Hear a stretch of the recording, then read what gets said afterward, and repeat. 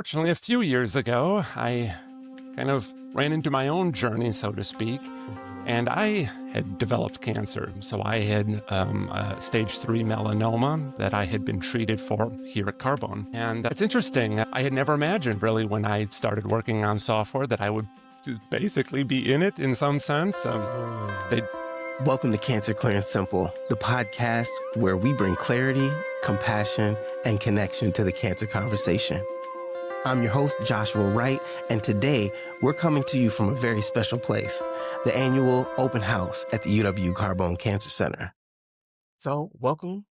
And first, let's start out with the name, and then what brings your story here today? Yeah, my name's Michael Wilson. Yeah, I have kind of an interesting story. I about 6 years ago, I worked for a company out here in Madison. Hmm. It's called Sun Nuclear. We write software for the radiotherapy department. Okay.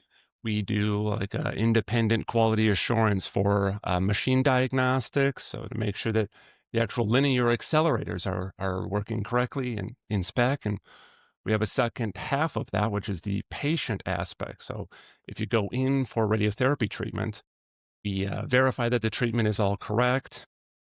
You're getting the correct dose. Hmm. Everything is valid. That was 6 years ago. Unfortunately, a few years ago, I kind of ran into my own journey, so to speak, Hmm. and I had developed cancer. So I had stage 3 melanoma that I had been treated for here at Carbone. Okay. And yeah, it's interesting. I had never imagined, really, when I started working on software, that I would just basically be in it in some sense. Mm. They do use the software here to some extent. So yeah, it's interesting. So, for those that don't know, what kind of cancer is melanoma? Yes, it's a skin cancer. It is Okay. unfortunately the deadliest form of skin cancer. Okay. And mine had gone stage 3, meaning it Mm. had been found in the lymph nodes. Yeah. So yeah, I can't exactly remember. I think it was maybe in a few lymph nodes in my left armpit or the left axillary area. Sure. I had gone on an immunotherapy treatment, and Mhm. unfortunately, a few years later, I guess it would be a couple of years ago, or no, sorry, No, it's I okay. get it wrong. A few more, I guess about 6 months ago now, it had Sure. come back in my left armpit again. Um, So, you fight the fight and you go on to the next treatment. My oncologist still believes I'm going to be okay, and I guess I agree. I think I'm going to be beating it. So, Sure, yep. sure. And much thanks to the people at Carbone. So, Oh, yeah, it's a great facility here. yeah. Thank you so much for just jumping in and sharing your personal Mhm. story so much.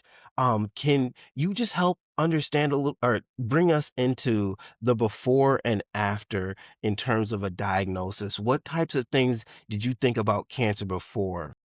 Well, yeah, I mean, it was really, from a professional standpoint, my family had it. I mean, we all probably know somebody at this point who has had cancers. Yeah. Um, Yeah, I guess, I thought of it more just of like what other people got. I would never get it. I was still young and, I was about 30 at the time. So yeah, I mean, I don't know. It was very shocking to receive the news. And then, yeah, I don't know. Afterwards, I don't know. It's a journey that I wish upon nobody, really. I mean, it's quite a mental challenge. And for many people, it's a very physical challenge as well as you go through chemotherapy and all sorts of other treatments. For me, my treatment has been not very difficult. Thankfully, the immunotherapies, generally speaking, are very good as far as avoidance of side effects is concerned. Mhm. So, So, yeah. wow. I appreciate your candidness, your just openness with sharing this of yourself and stuff like that. So I just want to, understand a little bit as well as like you had a very specific professional understanding of cancer before this happened, Oh, yeah, yeah, right? absolutely. Yep. Can you could you just like outline what a general definition of cancer would be for someone who doesn't understand what cancer is? Yeah, I guess you had to explain like I'm 5, right? Yeah, So yeah. it's your own body that has gone astray, Okay. it's your own cells and they get they get a little weird with their genetics, and so they're made of you, and that makes treatments so hard. That's why it's been very hard over the course to find good treatment options because your actual your immune system tends to not generally want to go after cancer, basically because it's made of you, and so there's a new field out there. It's relatively modern, maybe in the last decade, or 15 years maybe, called immunotherapy, and that's helping your own immune system identify the cancers, and so it can actually use your own immune system to fight, and that has been a very powerful tool in the fight against cancer. Okay. Unfortunately, it doesn't work for everybody. It Yeah. it did not work for me, but it Okay. does work for many people, and it's a very powerful tool. But yeah, it's your own cells have gone astray, and they are replicating at a very fast rate. Okay. So at that fast rate, that's, we talk, the field that I'm more familiar with is the radiotherapy field, right? So Yeah. essentially you get hit with very, very powerful X-ray. It's Okay. an invisible beam of light. You can't see it. And, Okay. a machine will go over your body and hit you with this high dose X-ray. The reason why generally this works is because your cells are replicating much more rapidly than your cells, your normal cells, so to speak. Okay. And that makes it more susceptible to this kind of damage. The fact that it's, replicating makes its DNA more fragile. And so that makes it a particular target for the radiotherapy. And that's generally how that works. Okay. Yep. Yep. Okay. And I'm a little bit more interested as well as like your specific technical Yeah, let's get expertise. into it. Yeah. Yeah. So okay. So what is your training and how did you get into the technology side of radiotherapies? It's I wish I had a great story for this.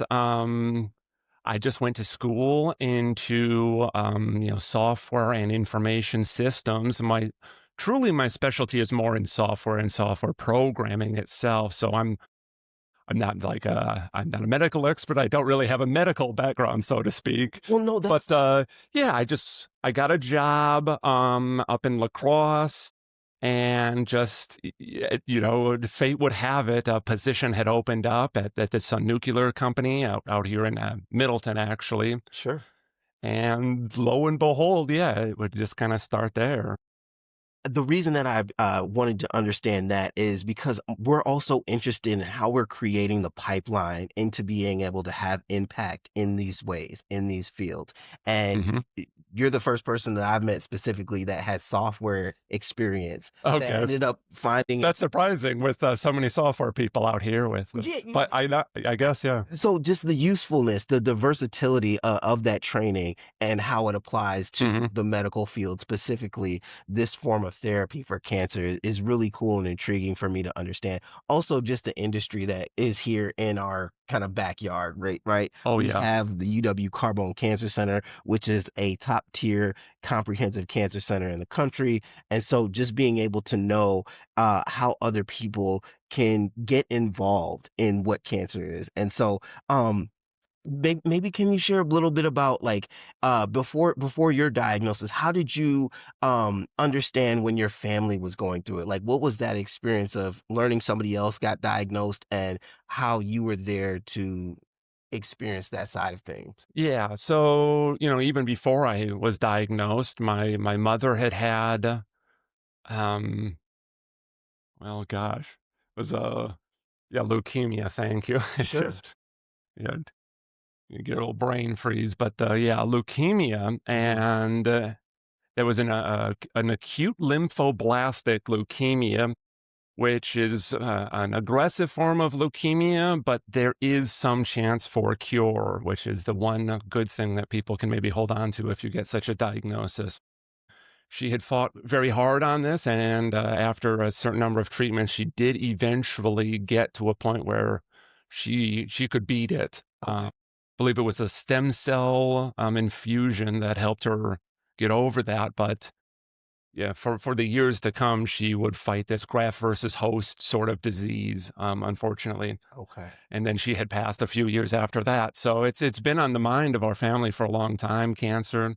Okay. And yeah, her sister, my mom's sister, of course, my aunt, she had had a melanoma just like myself. Unfortunately, hers had gotten deep, deep into stage 4. She had many, many tumors from her Mm. brain all the way down to her feet, basically. So, yep, yep, yep. It's on the mind. And Yeah, and with your family having a lot of familiarity with it, what was screening conversations like? well, that's a good question. I don't know that we really did any screening, really. Yeah, we didn't do any screening really before my initial cancer at all. Okay. Though in this field and on this topic, and unfortunately, my story does continue after I had received treatment. So, Mhm.